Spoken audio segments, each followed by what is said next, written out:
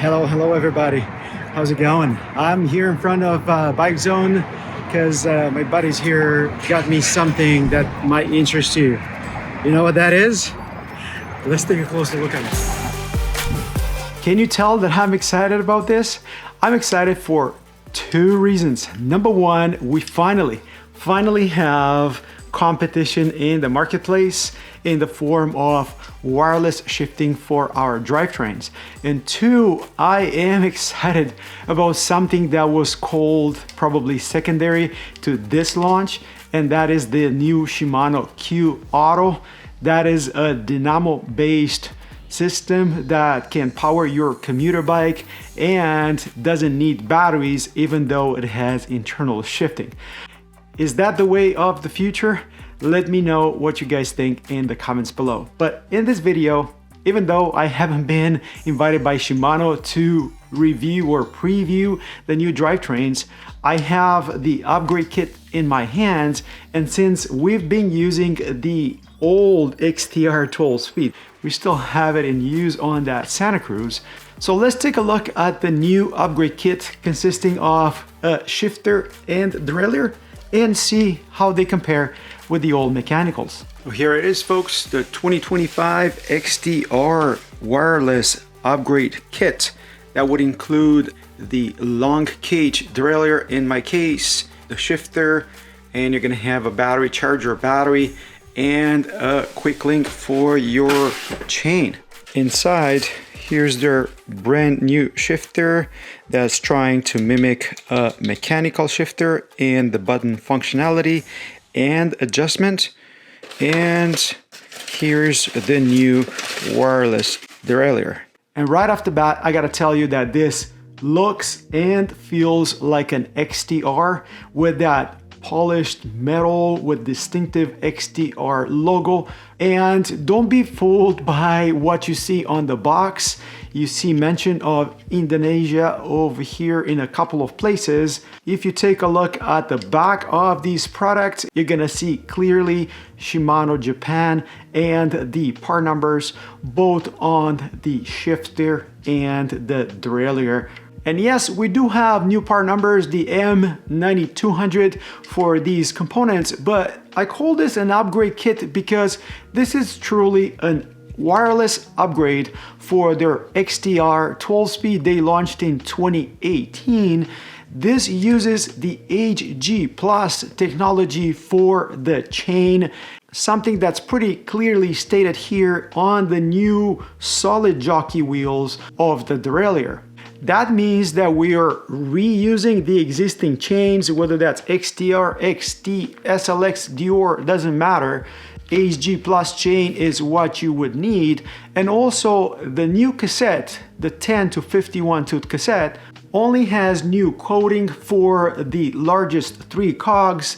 This is an XT and it only had 2 aluminum cogs, XTR had 3. We might get slightly different shift ramps or adjustments to the shift ramps, but that is not too clear. And one thing that we do have though is Shimano launching a 9-tooth cog. That is for their 9 to 45 tooth new cassette. In the past, they used to have a 10 to 45. I have reviewed that on my channel. Are you interested in that new, smaller cassette, especially when paired with a short cage derailleur? What do you guys think about that? Are you worried about the fact that the smaller chainring will bring your chain way closer to the chain stay of your bike? Let me know in the comments below. But I promised you guys more details about these components, and let me start with the shifter first. Here on the back, you've already seen the part number. Here's the CR1632, 2 tiny batteries. Here underneath this cover, you need a screwdriver to replace that. Also here you have a tiny switch between 1 gear at a time and 2 gear at a time. That is a feature of their electronic shifter. And yes, mine is a bar clamp version, but you can see here on the box that they also have an iSpec EV version, so they kept that as a standard. And you also see the Rapid ES. That is their new design of the electronic shifter. That means 2 clicks here, 1, 2 on each button, and also by using an Allen key here on the inside, you can twist and turn each button individually to optimize it for your thumb. You have 15 degrees of adjustment on both of these.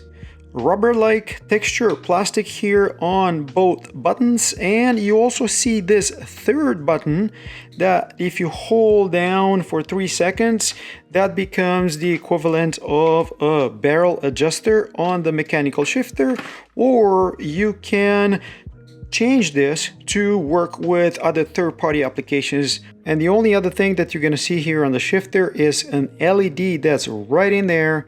Obviously, that's for the electronic functions. Now, one interesting thing is definitely the Shimano approach to these wireless shifters. I would argue that Shimano tried to make this as close as they could to the good old mechanical shifter in terms of functionality and feel, whereas SRAM chose the new digital era, giving us clickety buttons. I actually have a video, I'm gonna link it up, where I give you the 5 different shifter pods that they have right now for their AXS drivetrains, whether they are first generation or transmission. What Shimano gave us is buttons that have a pretty nice positive feel to them. They're not exactly the mechanical shifter feel, but you know what? These buttons gave us something kind of in between the easier gear paddle and the harder gear paddle that we used to have. And there is one big difference between the electronics and the mechanical, and that is the fact that we lost the ability to actually shift to harder gears by just pulling here. With the new shifter, you can only push in the same direction, even though we have 2 clicks for each of these buttons. Is that a big deal for you guys? Are you gonna miss the ability to pull on this lever to shift to a harder gear with the Shimano drivetrains? Let me know in the comments, because I am definitely interested. And that brings me to what's arguably the jewel of this new upgrade kit, which is the derailleur. Derailleur that is entirely wireless, no more wires sticking out of it, that, if you ask me, I would say was heavily influenced by the SRAM patents that exist today. And I'm not just talking about the UDH as a standard for derailleur hangers, but also the ability for a derailleur like this to give us a battery, a removable battery that's included, or it's in the body of the derailleur. Again, that's a patent that SRAM has, obviously forcing everybody else to be very creative. Shimano decided to hide their battery right here inside the parallelogram. Classical Shimano style, you have an arrow here as well. Goes right in, you see that LED giving you the status of the derailleur. Right now red means I need to change the battery or charge the battery. And then you have this cover that will slide right in, okay? In order to remove this, it's a 2-step pull and then lift. And you have this little hook here even to take it out of the derailleur body. But according to Shimano, that battery position was an afterthought. The initial design planning was to have this derailleur built like a wedge.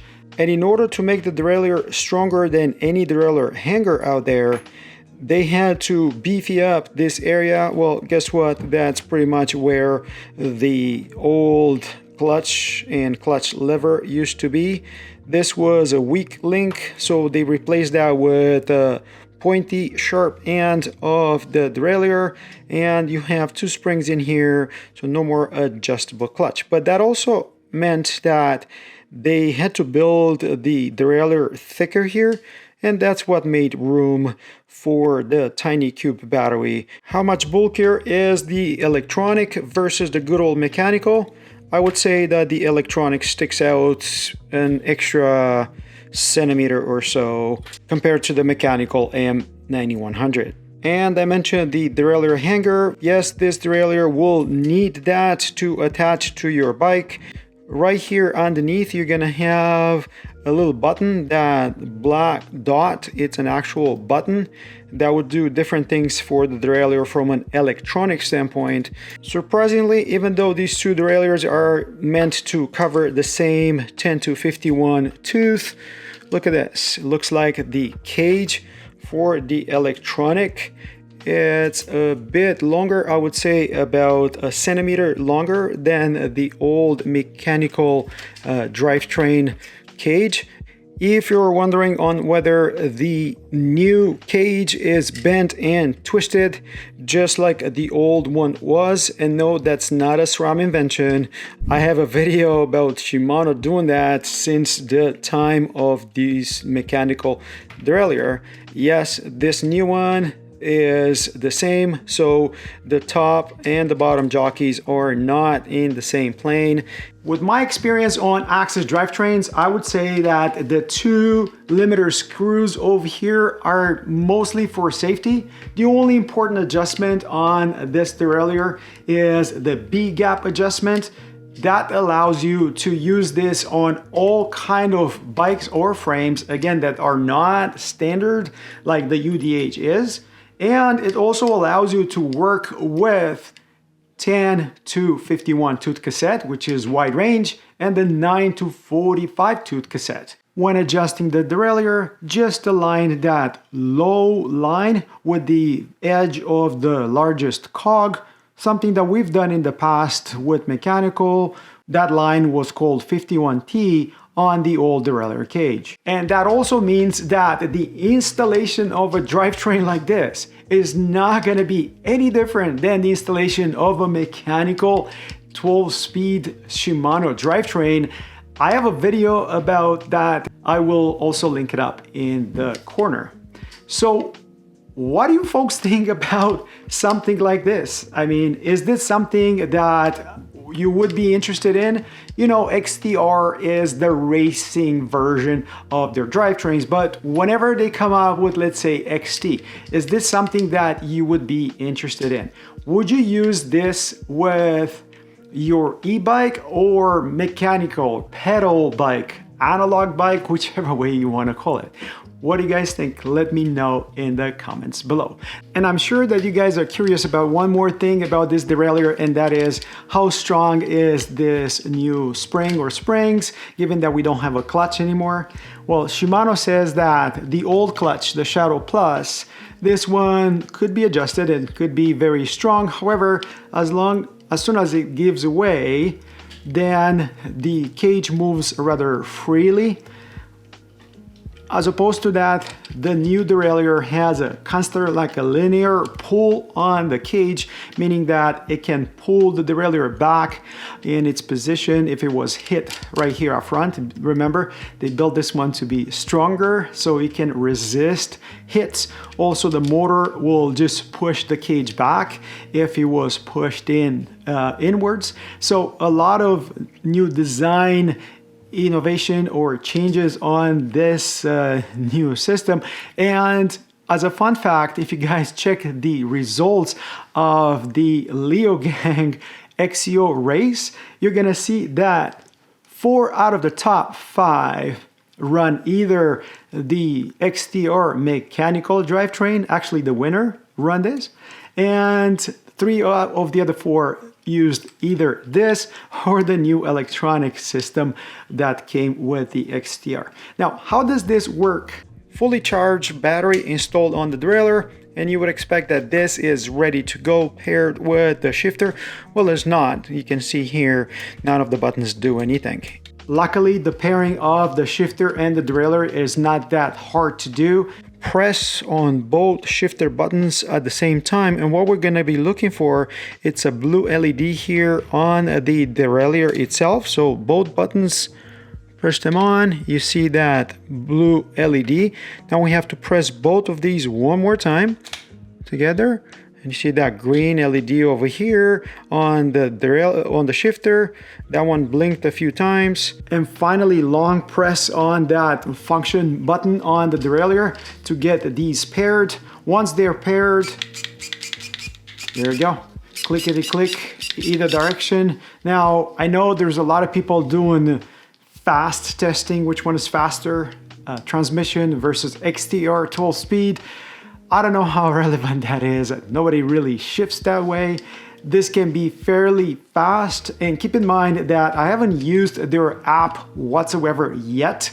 That allows you to actually adjust this speed of shifting to your liking. Shimano calls it the E-Tube, and it provides you a lot of capabilities, including the pairing of the shifter and derailleur and all the other adjustments that you might expect from a wireless system like this. Finally, we have electronic shifting from Shimano. Are you guys excited about this? Innovative design, I would say yes. Innovative design here, definitely to go around the patents. What do you think about the lack of clutch in here? Are you gonna miss the full mount of SRAM, or you're okay with the fact that this uses a derailleur hanger, meaning that you can install this on any bike you have, whether that's new, UDH compatible or not? Let me know in the comments below. Let me know if you guys have any questions in regards to this. I still have it for a couple more days. I hope you guys liked the video, and if you did, don't forget to like, subscribe, and comment. And until next time, hope to see you on the trails, whether you're electronically shifting or not. Cheers, guys. Cheers.